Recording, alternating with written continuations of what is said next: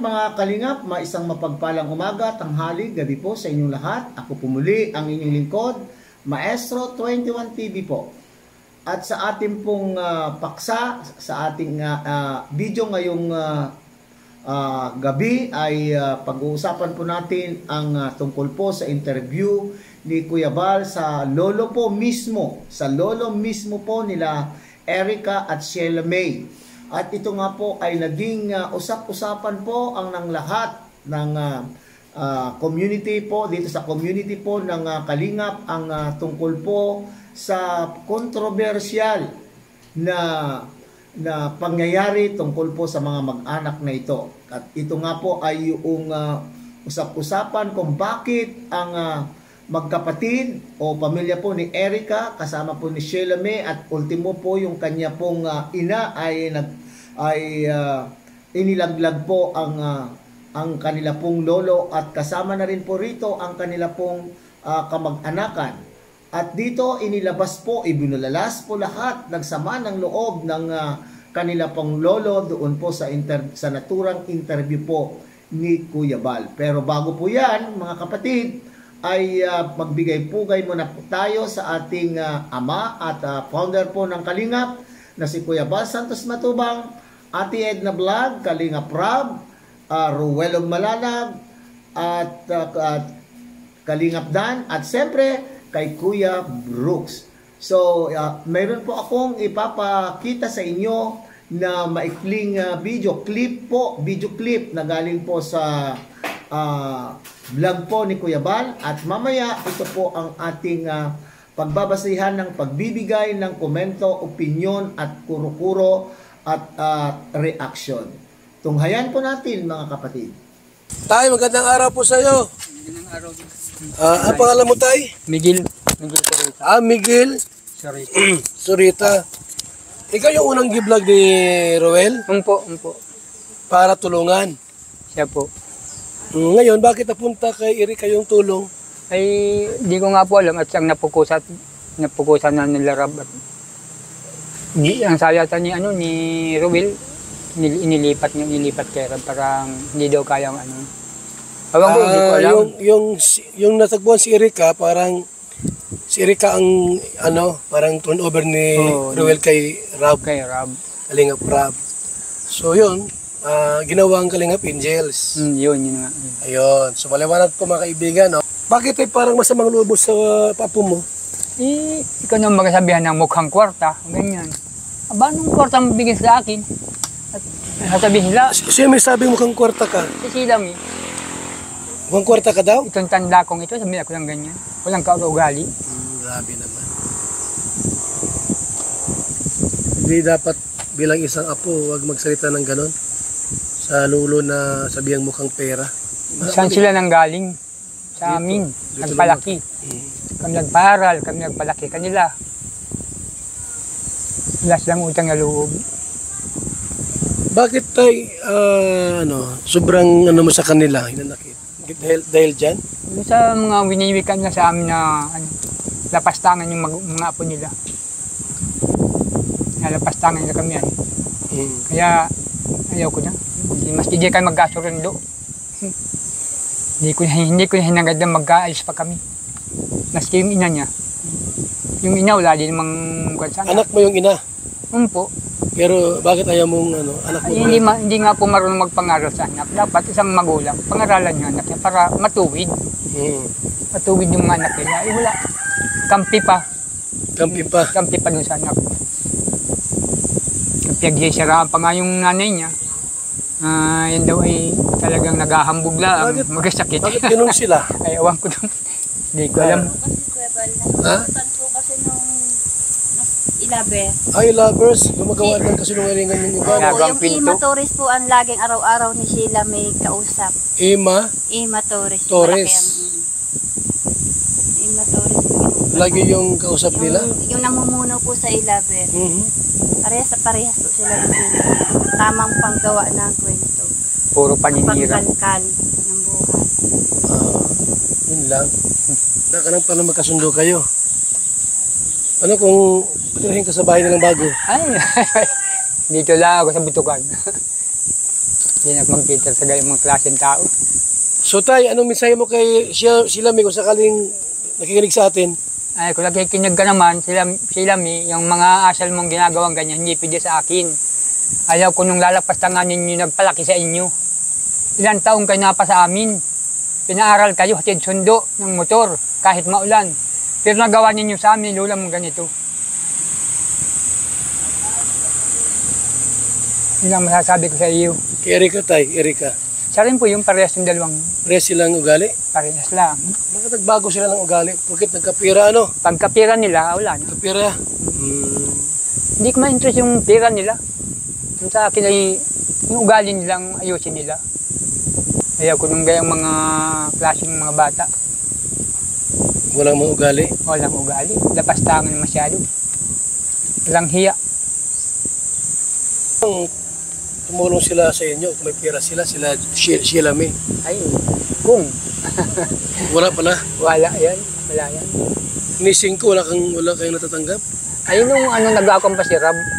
Nakirap pa noon. Kay Rab pa. Saka kay Roel. Ngayon wala na. Wala na.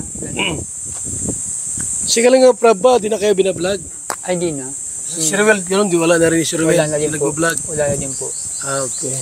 Tapos alam natin yung totohanan, yung kwento po. Kasi pangit naman yung basta ka lang, dadali.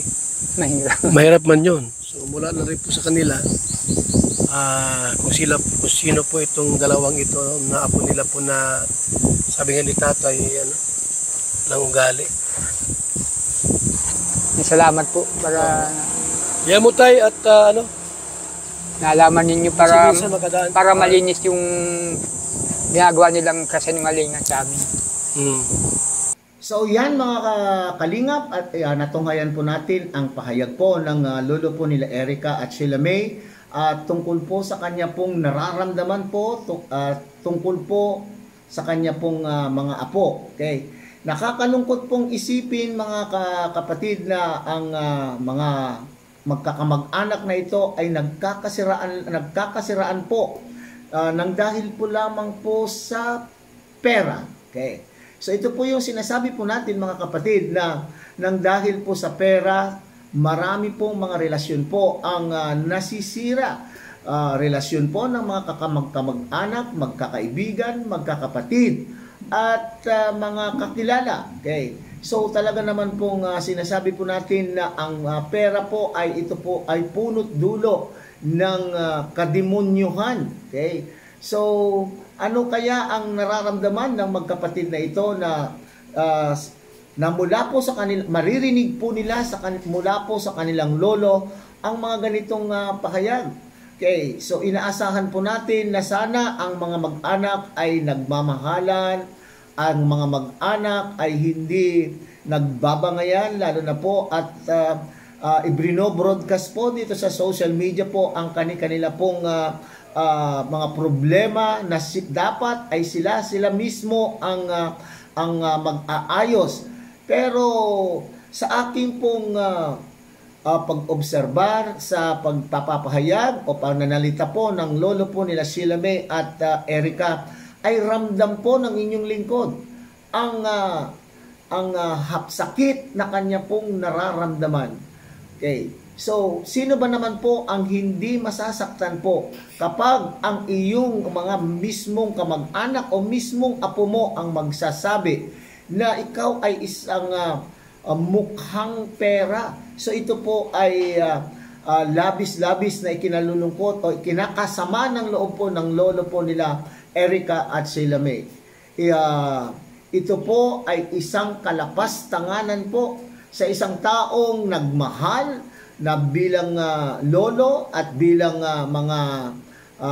bilang tatay o magulang, sapagkat ayon po sa kwento ng kanila pong lolo ay parang sila na rin mismo ang nagpalaki, nag-aruga sa mga batang ito nung sila po ay maliliit pa lamang.